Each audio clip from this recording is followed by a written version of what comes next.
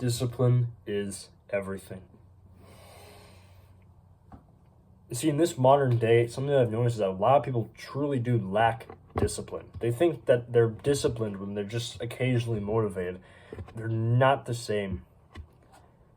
Motivation is when you want to do something, when your emotions are kind enough to tell you that it's time to do something. Discipline is the act of doing things that you know you have to, even if your emotions and your feelings tell you not to do it. Now, there's something very interesting about this that I've just said that I've been thinking about and learned recently, and that is that depending on the type of person you are, sometimes it's actually better for you to act more on your emotions and let your emotions guide your decisions.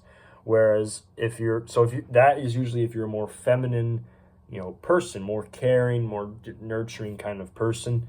If you're more of a like aggressive goal setting, like constantly wanting to work towards certain goals, a more like kind of masculine guy, then it's better for you to switch off your emotions. It all depends on your priorities in life. If you're going after very important goals and you're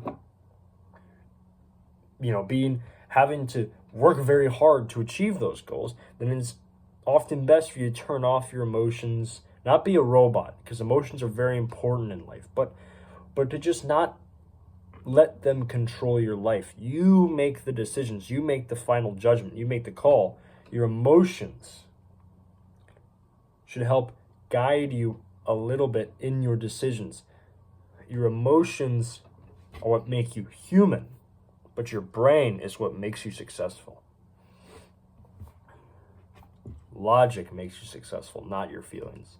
But if you don't have as many goals and you're a more feminine person, you want to, just kind of focus more on your relationships with other people and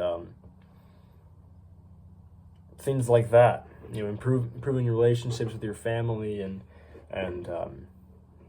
being more loving and things like that. Then it's often best to turn off your emotion, to turn off your solely logical thinking and to allow your emotions to guide your decisions a little bit more.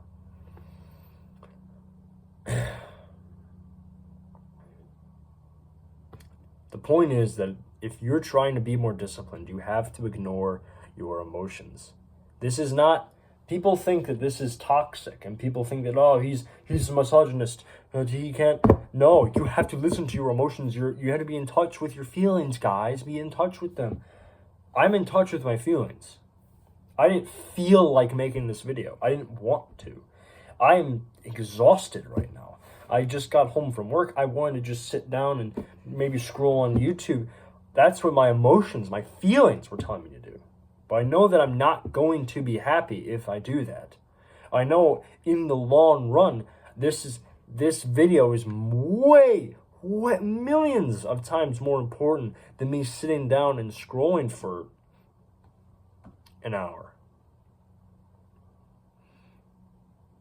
My emotions tell me to not go after my goals. That's not a good thing. That's a bad thing. So you have to turn off your emotions. I misspoke there. You're not turning off your emotions. You have to learn to acknowledge them, be okay with them,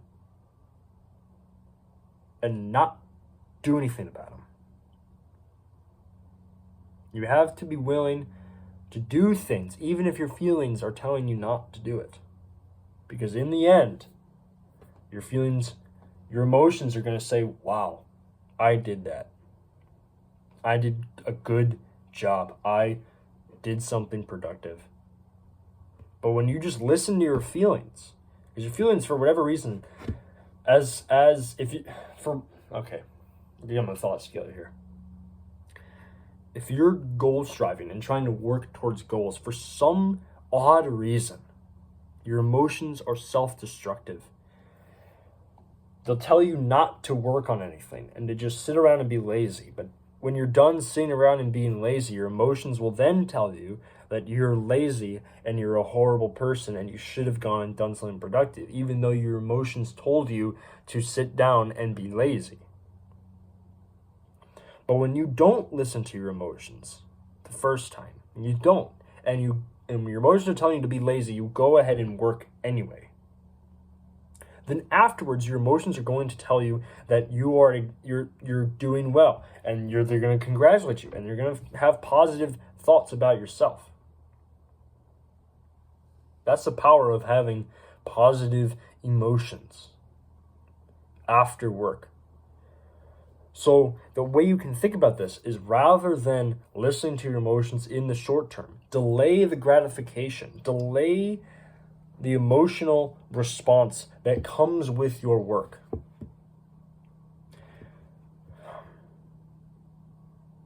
You have to basically not listen to your emotions first and then do the work, and after you're done with the work, your emotions will congratulate you. That's not toxic. That's mental health. That's all I got for today. May God bless you and stay wild.